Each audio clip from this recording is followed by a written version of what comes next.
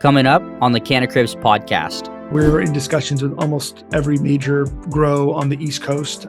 So we expect national expansion, something to happen this year. We just kept working on new iterations of our plants that were cleaner and more vigorous and sterile and healthy. As far as we know, we're the only group in cannabis worldwide that will guarantee pest and disease-free plants. Hey, I'm Nick, creator of Cannacribs and Growers Network, where we have educated millions of people on how to elevate their craft. I have toured some of the largest grow operations, befriended the best growers, and built a network of the top cannabis companies. Join me on this next adventure where I document history with the pioneers shaping the global cannabis industry in real time. Welcome to the Cannacribs podcast. The Cannacribs podcast is brought to you by the top brands in the game. We have 6 categories we want to highlight to help you elevate your craft. Starting off with cultivation by Grodan, lighting by Horticulture Lighting Group, nutrients by Athena, climate control by Quest, post-harvest by GreenBroz, and dispensary by TREEZ. Thank you to these partners for helping us create this podcast and helping us bring more knowledge to the world.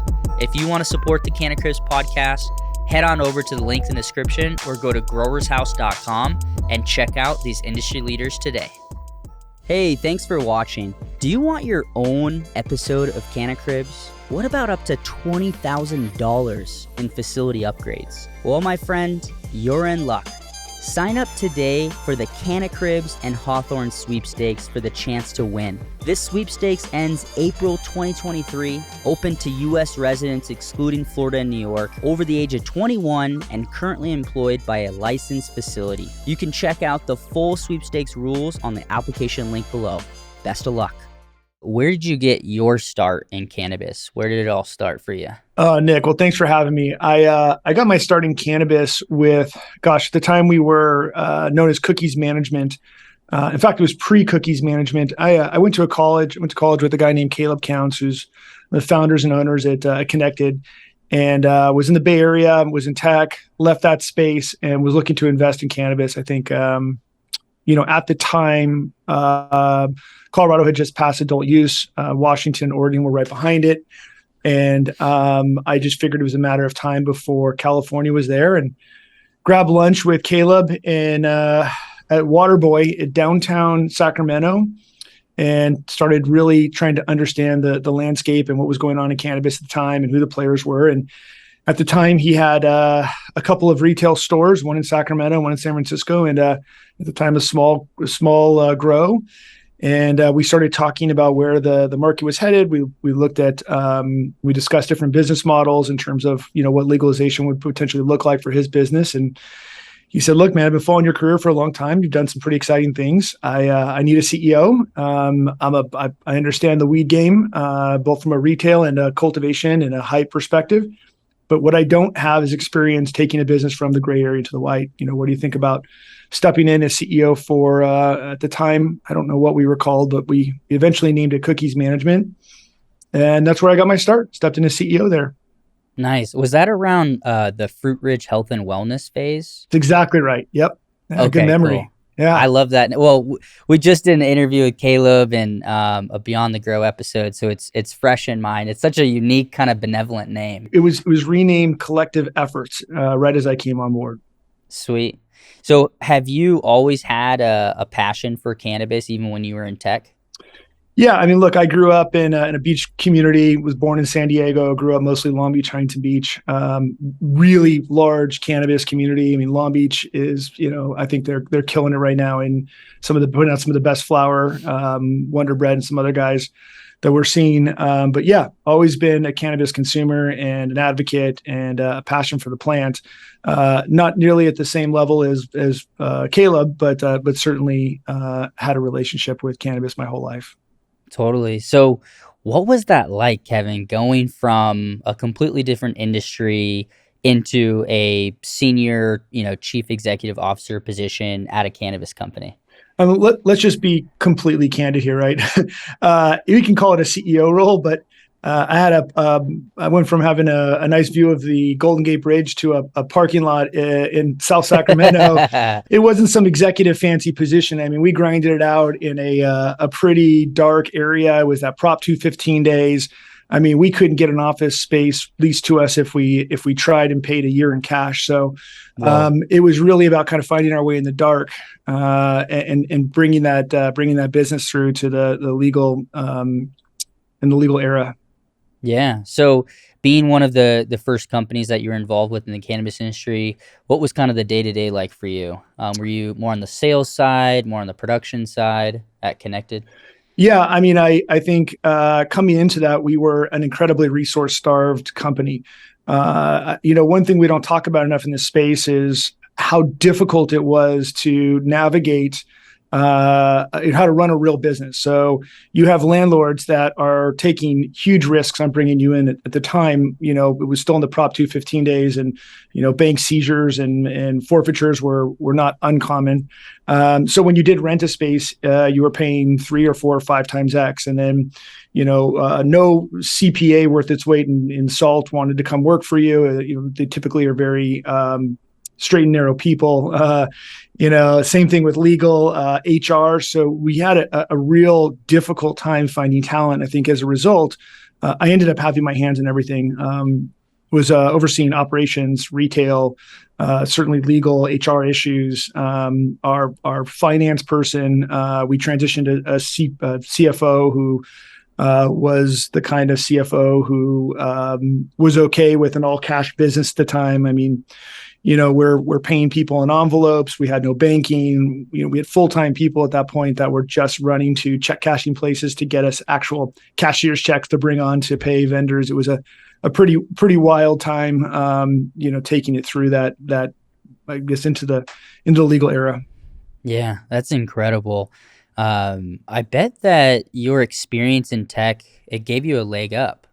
Just having that, kind of professional business environment coming into the wild, wild west where there weren't a lot of, standards. I thought the same thing. I thought coming into cannabis, I would have this great advantage. And the reality is almost nothing was transferable.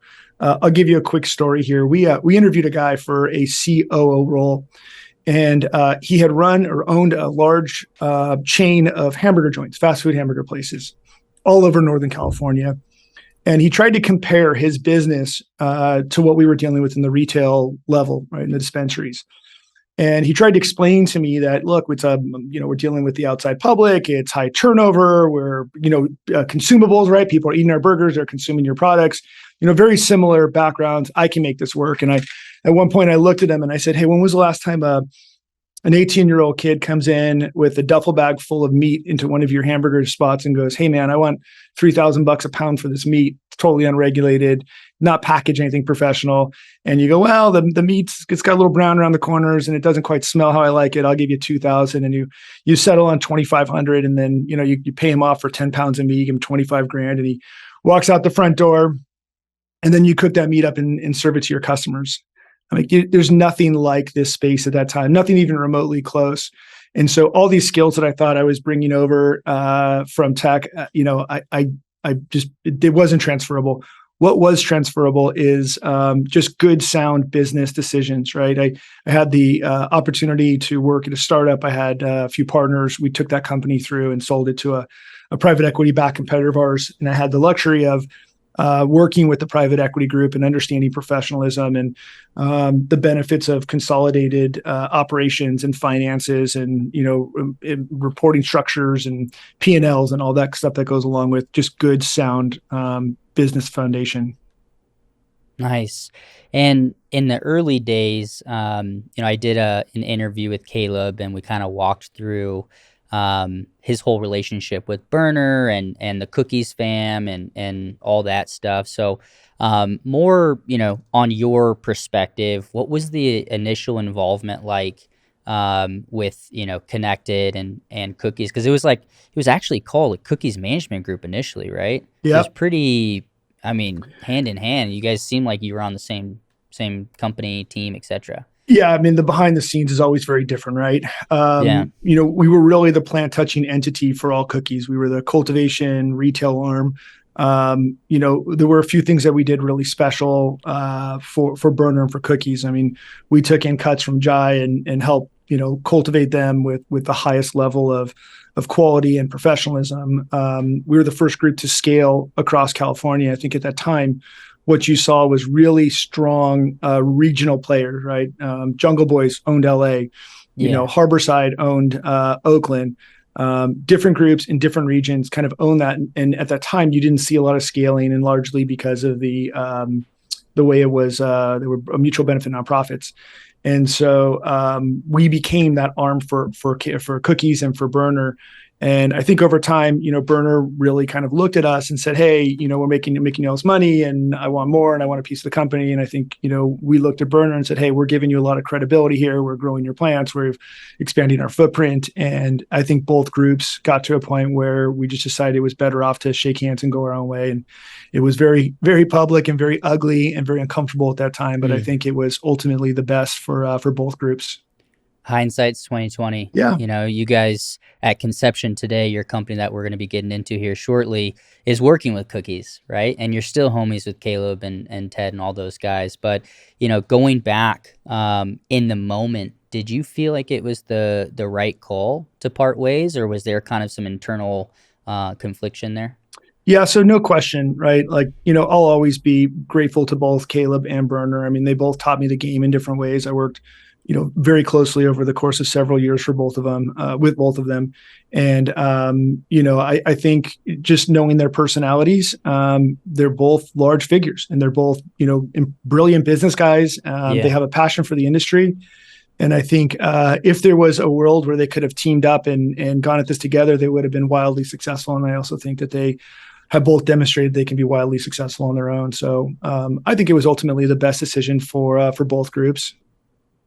How many years would you say kind of represented the heyday of, the Connected and Cookies, Burner, Caleb, and yourself? Yeah, I mean, look, Connected didn't come about until, we unwound the relationship with Burner. But it was several years. It was a good 2-3 years of those groups working together very closely. Most of it successful. Yeah. What were some of those highlights for you? Look, I think for me personally, just learning the game, right? Burner always had things to teach us about how he saw hype of how he, was able to organically get, these just incredible genetics into pop culture, right? I mean, those are biscotti. Early on. Totally. Those aren't things that you can learn from a class, and they're certainly not things that somebody can teach you without living through it. So I think Burner did an incredible job of teaching, Caleb and his partner Luke really, getting involved in the hype game and understanding the power of a really strong customer base and making sure that you are continually supporting that customer base. On the flip side, Caleb's partner Luke was I love Luke. He's an absolute maniac. He ran his shop so clean, and we learned a lot from a retail perspective. And Caleb and the cultivation team has put out some of the best flower in the world. I mean, they're still winning cups. They're still putting on new genetics. I mean, they are on the very cutting edge of designer weed. Yeah. I was just looking at some of their new strains. We were chatting with Caleb for this Beyond the Grow series episode with him, and he was kind of explaining the next 5 years of Connected and Alien Labs. It's looking pretty good. I'm excited for them. Let's talk a little about Horticulture Lighting Group.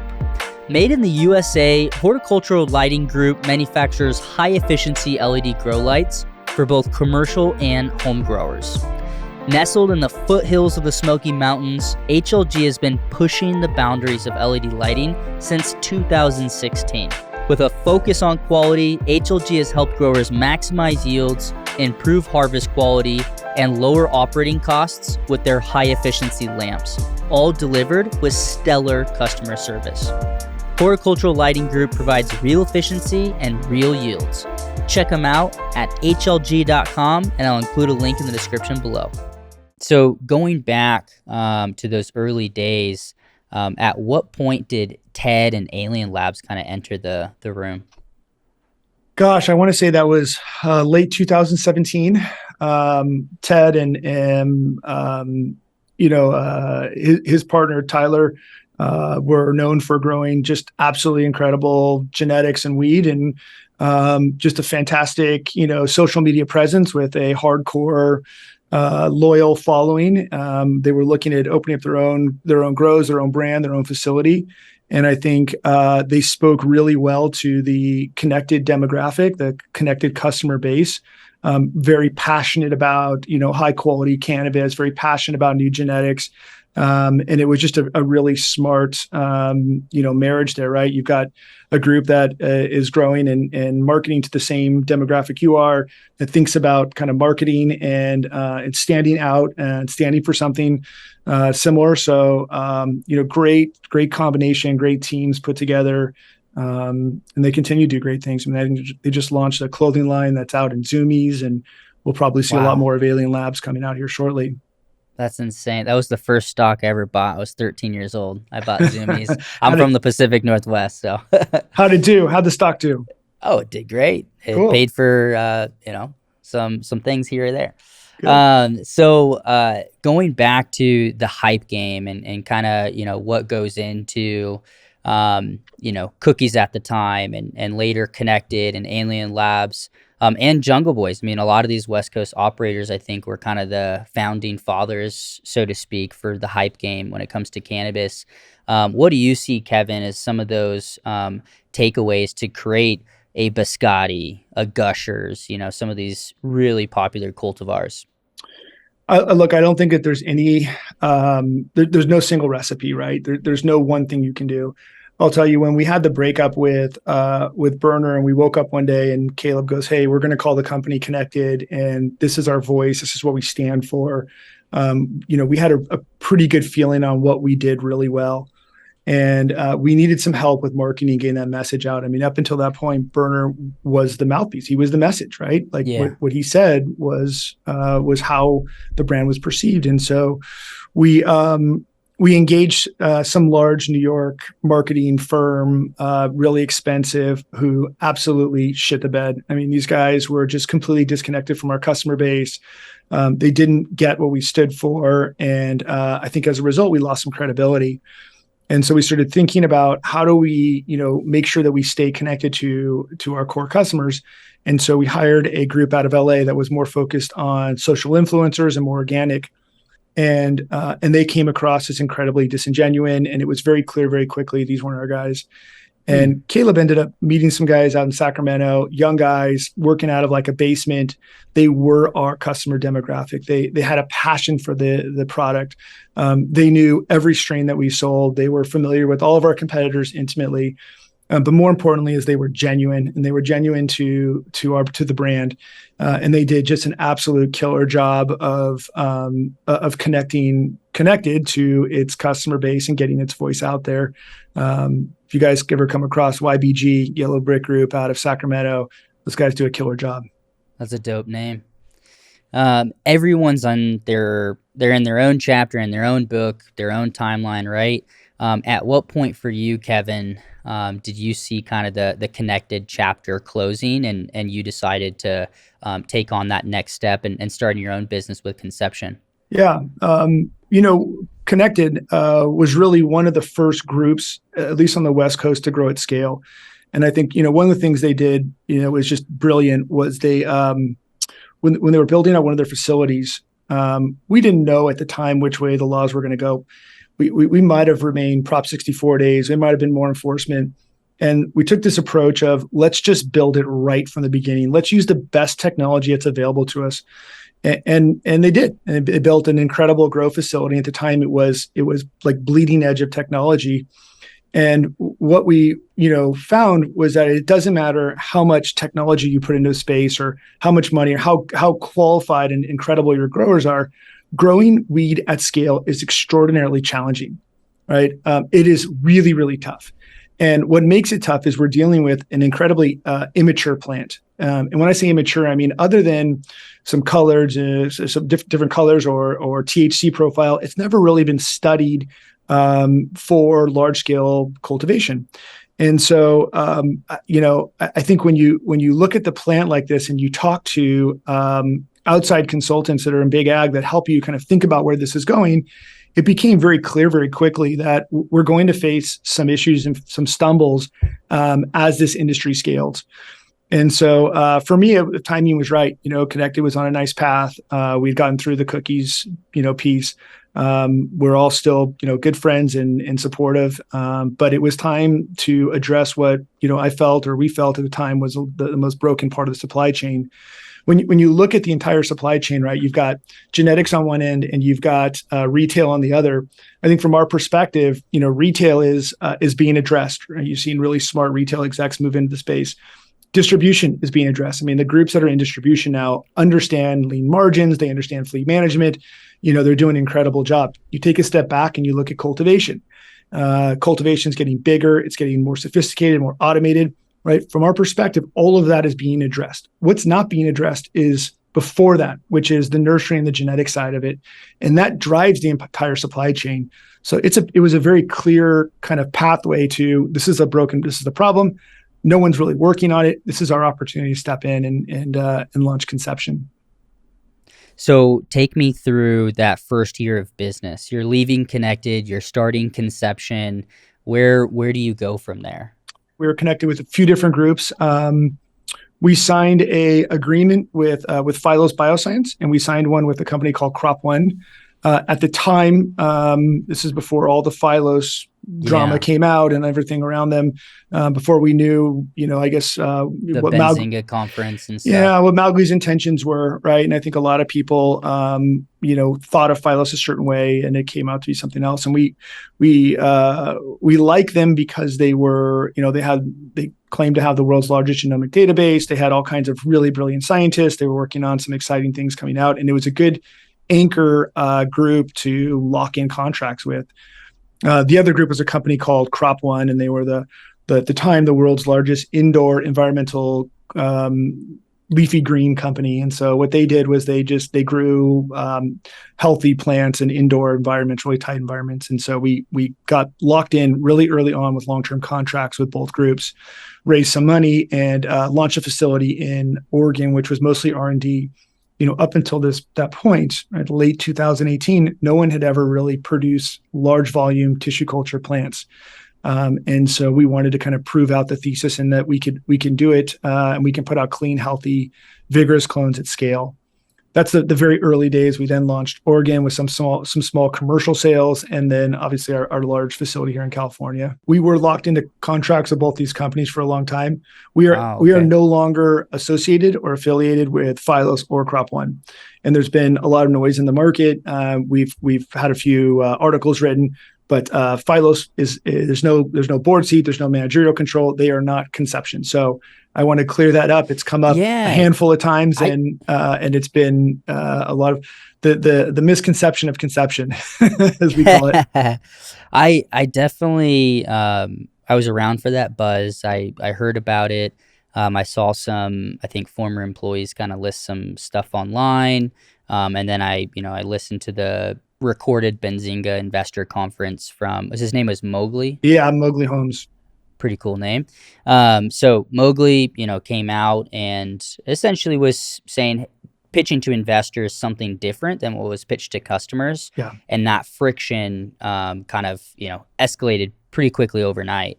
So you were in the group of the customers thinking that Phylos was protecting your genetics, establishing a node, or however they kind of labeled it in the universe, right? The Phylos universe. Yeah. Yeah, I mean, look, we were essentially we signed them up as a partner, as a vendor, in a relationship that was very challenging to unwind. I think they pissed off a lot of customers, they pissed off a lot of breeders, growers. Yeah. So look, we've never been the company that's kind of dogpiled on anyone. You won't see us posting anything negative about someone who's down. Like I don't. You do what you want to do. We wish everyone in this industry well, but it was important for us to tell the market that, hey, we are not Phylos. We are not Phylos. There's no Phylos control. There's no Phylos, involved anywhere in the company. Their new CEO, Ralph, has stepped up, and I think he's doing a good job, and they're working on some new exciting things, and I wish them well, but we are not that company. Yeah, no, I'm totally right there with you. And as far as like not putting out negative press or anything like that, we stay in our lane, we help each other out, and Sometimes it could kind of bleed over to your business, and you have every right to distinguish between that misconception. And I think the pitch, right? Correct me if I'm wrong, but I think the pitch went something like, "Hey, we have this genetic database. Now we're the owners of this genetic database, and now we're going to become kind of like a pharmaceutical type company with all these patents on these proprietary genetics that growers shared with us." Did I get that wrong, or is it somewhere around there? It's like ownership of what was shared, right? I think where it really went sideways is, on one hand, Mowgli told the industry that they had no intention of becoming breeders, and then they announced a breeding project, and then they went further to announce what that breeding project would look like long term and what it means. I don't know. I can't tell. I don't believe. I don't think. I couldn't prove that they took or stole genetics or did anything. The talk track was off. The intentions were off, and the industry felt like they lied. Yeah. And that's where it went sideways. Yeah, that mistrust. Yeah. That relationship was broken, I think, with the market. I haven't really caught up with where they're at today, but that makes sense. It's like, hey, we're receiving all these genetics, but then we're going to come out with our own breeding program and compete against our own customers. That's confusing, and I think can scare a lot of people.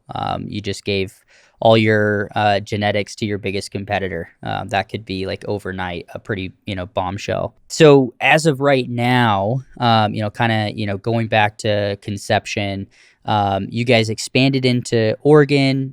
You're definitely based in California. I know that you guys do a lot of work with cookies. What does that relationship look like with Burner today? Yeah, Cookies has been a great partner to us. We're heavily involved in their social impact program. They just came out with the Marijuana Mania episode where they highlighted us in their supply chain. We've essentially taken in all their genetics, cleaned them up, restored the original health and vigor, and provide them to different growers across the state, or they're in cold storage for future use. So we've become a little bit of a genetic bank for the Cookies cultivars. And a clone provider for their growers. Excellent. Is that where the kind of going back to the Gen Zero clone, is that where that comes in? Like you guys are providing this service to the market? Yeah, it's funny. There's a misunderstanding around Gen Zero, Gen 1. If you look at traditional agriculture, there is no Gen 1. Either you are a tissue culture company and you develop the plants in your lab and they're genetically identical, or they're not. So you get some of these growers that will circumvent the TC process by taking their plants from tissue culture, growing moms, and then providing cuts from those moms and calling them Gen 1 when they're actually just traditional propagation. Okay. 100% of our plants come from our labs. They're delivered in hermetically sealed packages, no pests, no disease. They're true to type. They perform the same and most of the time better than what you would get from traditional propagation. You've got less of a loss rate. They're fully rooted plants. I think as an industry, we don't talk enough about risk mitigation, but it's an important conversation that we need to have more often. And it all starts with that supply chain base. Yeah. I saw a post recently from Ivan on the Jungle Boys side, kind of talking about nurseries and some of the common challenges that's really happening at the very beginning of the supply chain. What do you think are kind of some of those leading problems that the industry as a whole needs to improve upon? Yeah, it's funny. I saw that post too, and I was relieved that somebody's putting it out there. We launched Conception, call it almost 4 years ago. A lot of our competitors just laughed at us. They didn't believe that the problems we were trying to fix were that big of a deal. These are groups that were making money hand over fist. They had their heads down. A lot of them knew they were putting out disease plants, and they chose to continue to do it because why not? Where else are you going to go? There's no other options. And so I want to make sure I answer your question. Where I think just kind of common problems. I think, again, we kept our head down, our mouth shut, and we just kept working on new iterations of our plants that were cleaner and more vigorous and sterile and healthy. And I think the market will continue to trend that way. I mean, these plants that have these systemic issues aren't going to fix themselves. And as these grows get bigger and become more complex, the problems are going to become bigger and more complex. And I'll talk. I was planning on talking a little more, but R&D is a really big function of that, and dedicating money to something that you may never see an ROI on is very tough. And so you see some of these nurseries out there that they're making money. They're taking genetics that don't necessarily belong to them. They're not paying royalties on them, and then they're just selling to the world knowing their disease. It's a bad look, and it's bad for our industry. It's bad for California growers and the industry in general. So I think this hyper focus on trying to clean up these plants and get healthy, disease-free plants in the market is our future. Yeah, and for all those commercial growers out there, it's your insurance policy. Working with Conception and nurseries like yours, you might not, like you said, you might not see an immediate ROI, but you're building for the future. It's not like an overnight thing. So for anyone, I definitely watched that episode of Marijuana Mania. I thought it was super dope. For anyone that didn't watch it and hasn't really seen your facility, we'll link it. But just for right now, could you explain, kind of how your labs are set up and what differentiates you in the market? Yeah, I think, again, with my time with Cookies and Connected, I had my run-ins and worked with a few different nurseries out there. And what we got was, for the most part, wildly unprofessional, unreliable service. We got plants that were uniformly covered in pest and disease, and we got plants at a price point where you can never justify an ROI.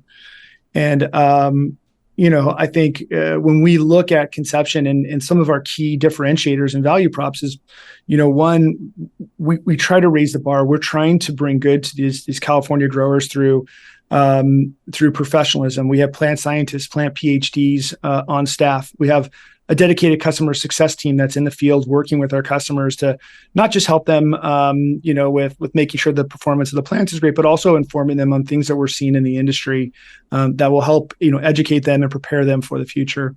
As far as we know, we're the only group in cannabis worldwide that will guarantee pest and disease-free plants. We send them in hermetically sealed packs straight from our lab. And the investment we've made in automation allows us to put them out at a cost that drives the ultimate cost to our customer down. So the idea is you get a great service, you get access to brilliant scientists with plant PhDs and R&D background that are clean and pest and disease free at a price point that's much more justifiable.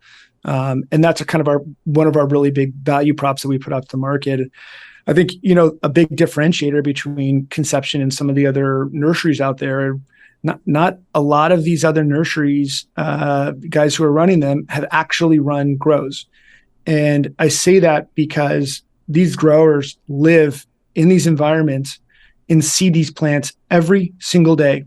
And I can't begin to tell you how absolutely demoralizing it is to pay a premium for plants to go into your facility just to see them underperform and sad every single day.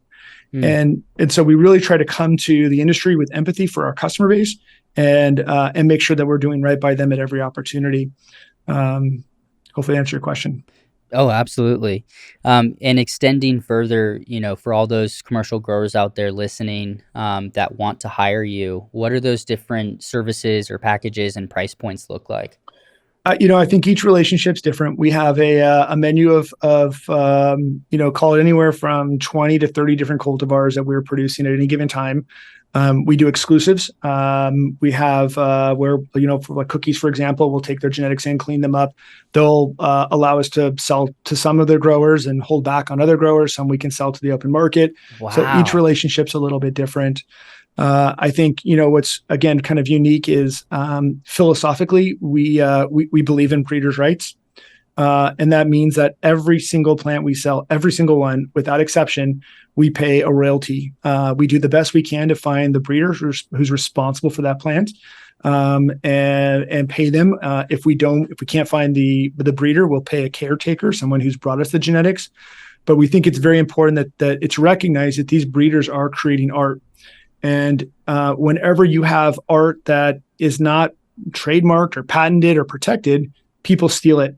It's a little bit of I'm kind of calling out some people here, but at the end of the day, if you're stealing people's art and reselling them as your own and profiting on it, and you're not paying someone for it, like that's bad, right? That's bad for the industry. It's not going to encourage new genetics. It's not going to encourage these Future breeders to come out. artists. 100%. So when you buy clones from Conception, again, you get the professionalism and we have great pricing and all that fun stuff. But I think it's worth noting that, we take breeders' rights very seriously. And, our 2023 menu is going to be off the hook. We've got some just incredible breeders and exclusives and collabs. And the only reason why we've gotten these groups to the table is because we stand by our word, and we pay and we do right by them. That's amazing. So these breeders, are there any examples of some of the top breeders that you work with that we can kind of walk through of how you found them, or how you were able to attribute these genetics that ended up at your doorstep? Yeah, most of these guys were under NDA with, and so I don't know what I can or can't say, but I'll give you an example. We were selling a variety. We were selling one of our cultivars, and it came to our attention that the group that we were paying was not the group that bred it. And we went back to the original breeder and we said, look, this is your art. We know you bred it. We want to pay you for it. And the breeder said, bullshit. What's the catch? And we said, there's no catch. You don't have to do anything for us. If someone asks you where they can get a real cut, we would appreciate if you'd point them our direction, but no strings attached. And they blew us off. And I'm like, look, man, this is mailbox money. They came back and said, fine, I'll do it, but no contract. I said, okay, you want a handshake? I'd rather know what each other's responsible for. Fine, we'll do a handshake.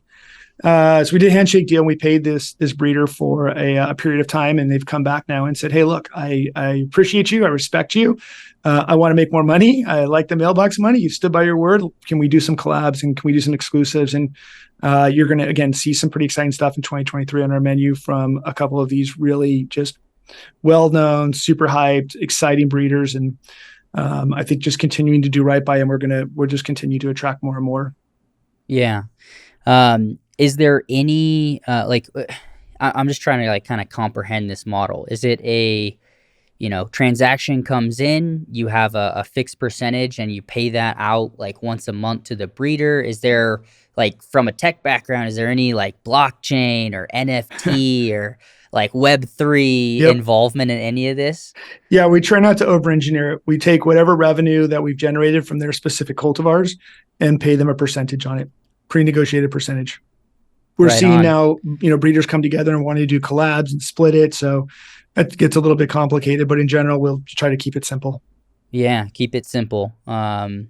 And keep it simple, stupid. The KISS method. It works every time.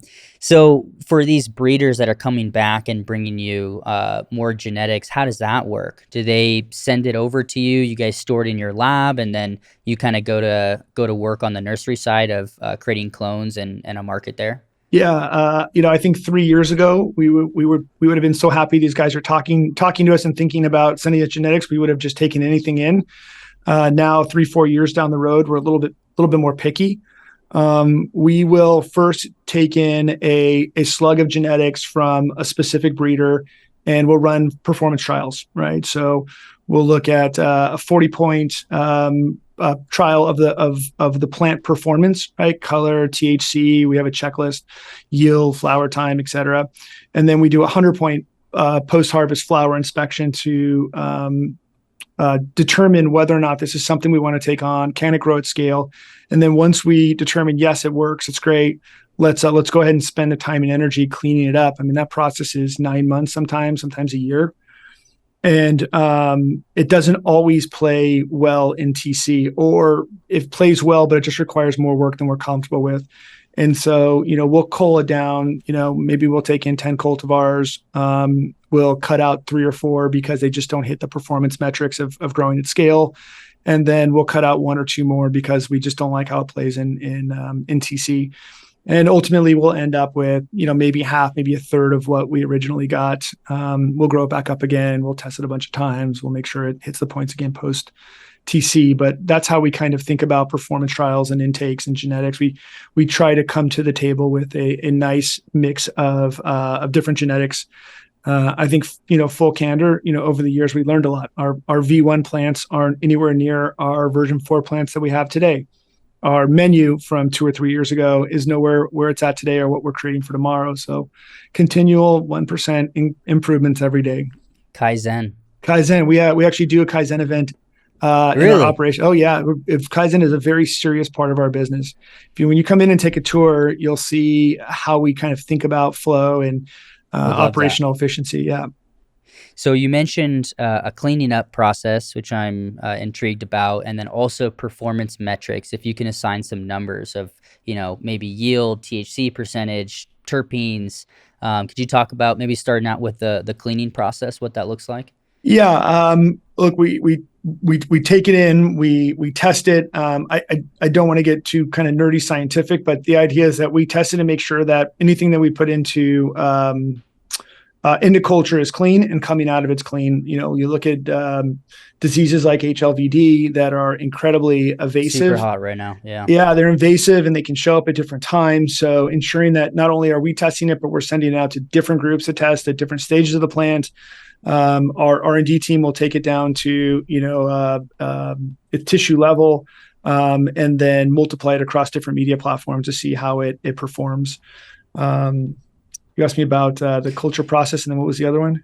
Yeah. So some of those performance metrics that you're looking to hit in order to, bring it to market. Yeah. Again, we try to come to the table with a diverse menu. I mean, we all know it's hot. If I had a dollar for every time I asked, I got asked for something with, I don't know, high THC and purple, with, low flower time and high yield, I would be retired by now. But I think we try to bridge gaps. We look for old schools. We look for up and comers. We look for, a high THC. We've had this God's breath that we've put on the market that we've had several of our customers test in north of 40% consistently. So Whoa. It really just depends on what our product development team is looking for at the time and what that future roadmap looks like. Yeah. So a commercial grower goes to you, wants to work with you. What are some of those cost savings that you can, kind of map out for them year one in working with you guys versus, maybe doing it in-house or working with someone else? Yeah. Look, again, I think every relationship is a little bit different. We have, I think our customers that see the most amount of value are ones that have unwound their mother rooms and have taken, what they consider to be one of the largest cost centers and of course, one of their largest risk centers, and converted that to a grow room, right? So you're now taking one of your biggest cost centers and you're making it a profit center. There are soft costs associated with it as well. So you look at your risk reduction, and there isn't a grower alive that hasn't been hit by pests and disease. And if you could have outsourced that part of the supply chain to someone who specializes in clean plants, what would that have saved you? We're seeing That's huge. It's tremendously huge, and we don't talk about it enough. But there's also things like what we typically see as a TC plant will outperform in terms of yield and labor to a traditional propagation. So, I would invite any commercial grower that's interested in exploring Gen Zero TC clones to come in, take a tour of the facility, virtual or in person, and let us put together a cost calculator. And if we can't save you money, we can't save you money. But I think it's a pretty clear ROI pretty quickly. Yeah. Would you say there's kind of a threshold before your average customer comes to you? Maybe square footage of canopy size or plant count or personnel? Is there kind of like a common size before they come to you guys, or really just anyone? Yeah, no, I think any legal operator that's looking to streamline their operations. If you're a small grow and you have limited footprint, you want to use every single square foot for generating revenue. It's a great customer. If you're a large grow and you have this big clunky mother space room that can be reallocated for something else, we work with several large industrial size groups as well. So, and everyone in between. Have you ever seen a tissue culture lab maybe going in the wrong direction or doing something that's not right for the market? It's an interesting question. I think we've seen competitors out there that have focused on the wrong things. Whether it's menu diversity or a lack of focus. One of the things that I realized and learned early on in cannabis is there's a lot of fucking shiny objects. I mean, at every opportunity, there are different markets or different things to that you can pivot to drive revenue. And I think a lot of businesses get lost in trying to do everything.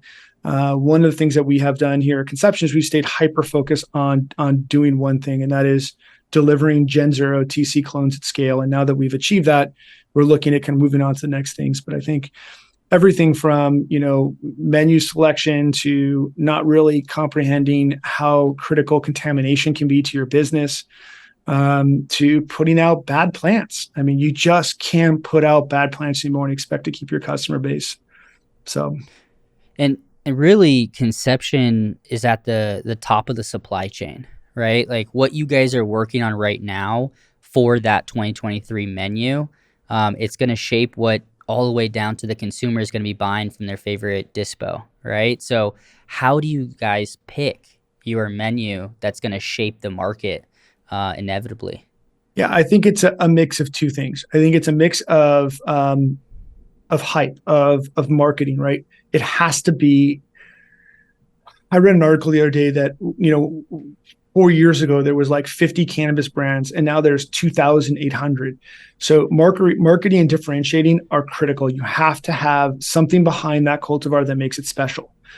You can't just say, hey, I kind of came across these crosses and it's cool, let's promote it. It's got to have something unique, but it also has to grow at scale. And I mean, there are other labs or other nurseries out there that are really focused and do a good job of bringing hype strains to the industry, to the market, to their customers.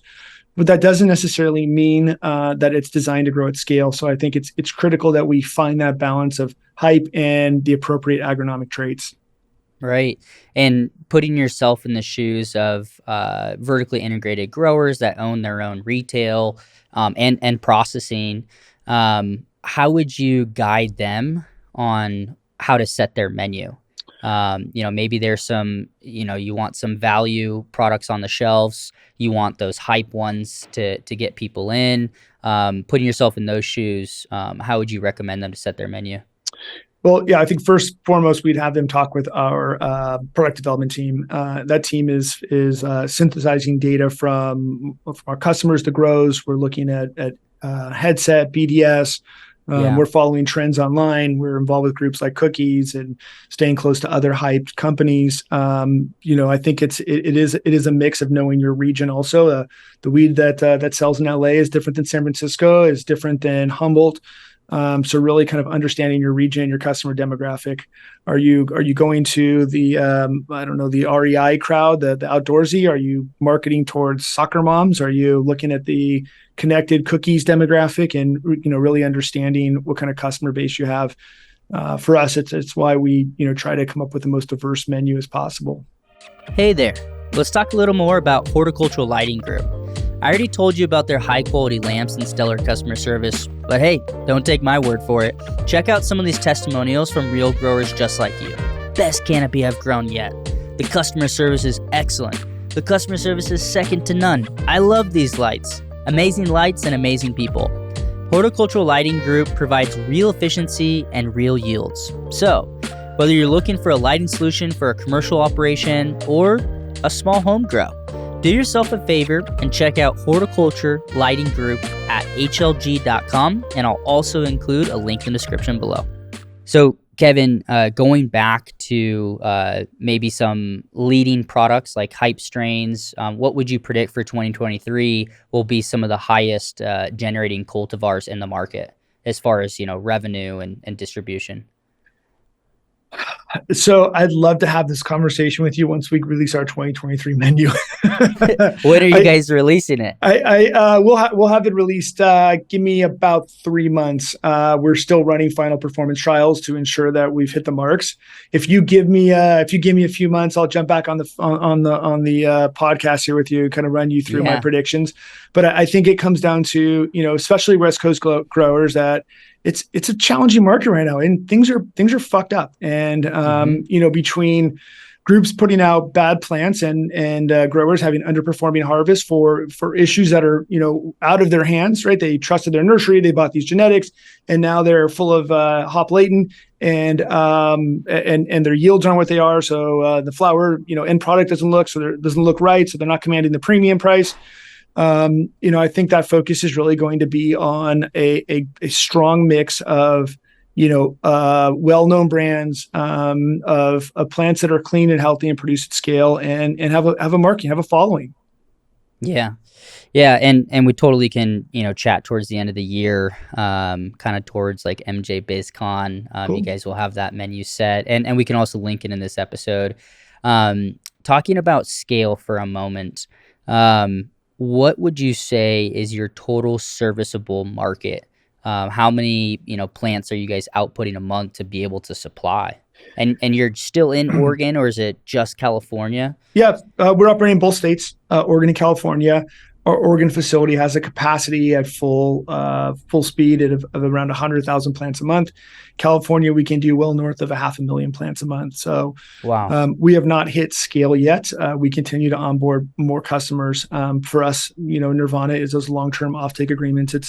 It's a much easier model if we know what we're supposed to produce versus the typical nursery relationship where we get these calls and it's like, what do you have right now? What can I get tomorrow? What can I get next week? And we don't necessarily have the time to plan for it. So we're working hard on getting our customers to plan and think ahead. It's not always possible, but full scale between both facilities, north of 600,000 plants a month. Wow. That's super impressive. How many clients does that break down to right now for Conception? We have over 300 active customers. We sit north of a 90% reorder rate, meaning 90% of the customers that buy plants from us are ordering on a regular cadence. And how many breeders make up kind of that plant count?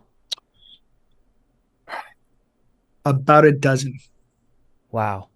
And you guys have, maybe I can link to it, an easy kind of intake form for breeders that want to work with you and growers that want to sign up? Absolutely. Yep. Just jump on the website. With breeders, what we're bringing to the market, there's got to be something special. We get asked all the time to bring plants to life. And again, there needs to be a differentiator there with growers. We'd love to speak with any legal grower in California or Oregon. Okay. And what about future plans? Do you guys see yourself growing outside the West Coast, maybe heading to Midwest or East Coast? Yeah, we're in deep conversations in another kind of state close to us here in California. We've got an LOI with the group out in the south of all places. Oh, wow. And I know it's an interesting group, and we're hoping that we kind of see the vision of what they're doing long term. We're in discussions with almost every major grow on the East Coast, so we expect national expansion. Something to happen this year. We're also looking internationally. We have partners and customers overseas. We spent some time over in Portugal and Germany, and we expect to be overseas as well. So nice. We don't think that this problem around wanting, good, healthy genetics is going anywhere. It's certainly not going away. And I think, it's not limited to California. Everyone needs this. Every single market needs Conception Nurseries. And what about, the legality if you were to do any type of like a hemp clone? Could you guys hypothetically sell that across state lines? Like if it was grown in a California lab? Boy, I don't know if legal is going to allow me to answer this. Okay. No. Sorry, legal. I apologize. We would never, under any circumstances, ship rooted clones across state lines. Yeah. Okay. Great answer. Legal approves that. We're good. Cool. We'll keep that one in there. Walking the fine line there. Yeah, absolutely. So going into 2023, you guys have a new menu, expansion on the horizon. What do you expect for the market next year? Because we're getting hammered right now, right? The market's down. I mean, every state's different, but I think as a whole and as a global economy, we're either in a recession or about to be in a recession. So what are your predictions for 2023? Do you think that's our year that we're going to be bouncing back, or is it another year to kind of bunker down and focus? We try to take, if you look at California specifically, we try to look at the other markets. We look at more mature ones, Oregon, Washington, of course, Colorado. These are markets that took a year, 2 years to bounce back. I think what we have working against us here in California is we're also dealing with a recession. when we saw, the Colorado market bounce back or the Washington market bounce back, it was during a good economy. So I think the X factor with the California bounce back is really around how hard we're hit with the potential recession. I think that I think it will be the year of operational efficiency. We have to learn how to run better. We have to learn how to compete. I think one of my scary concern predictions is, California continues to struggle, and East Coast operators who come in with a lot of money and a lot of business sense, it gives them time to learn how to grow weed. And I would hate to find a scenario where they come in and buy distressed California assets because of the Like Canada's happening right now. That's exactly right. And I also think for 2023, this idea of full vertical integration, it's just ridiculous. Other industries, other agriculture industries, they don't have this full vertical integration requirement or emphasis, and it's really about specialization. What we're doing is a specialized part of supply chain. There are groups out there that are hyper focused on fixing problems, and because of this concept of I have to be fully vertically integrated, I think they're missing out. So I think it's tough. Yeah. It's tough to be everything to everyone. Yeah. I think the strength comes from specialization, doubling down. If you're the best grower, be the best grower and partner with a badass retailer that can, sell out. 100%. And the processors out there, I'm right there with you, Kevin. In what industry are you supposed to be the best grower, the best processor, the best retailer? Doesn't make sense. It's so much. It's almost like opening up a restaurant, a sushi restaurant, and having to go out and buy fish and bring in your own sushi fish, right? You go out and find your own fishing fleet, right? Having your own garden for your food. It's just, you have to be able to lean on specialists in other parts of the supply chain. It's kind of crazy how we think about this.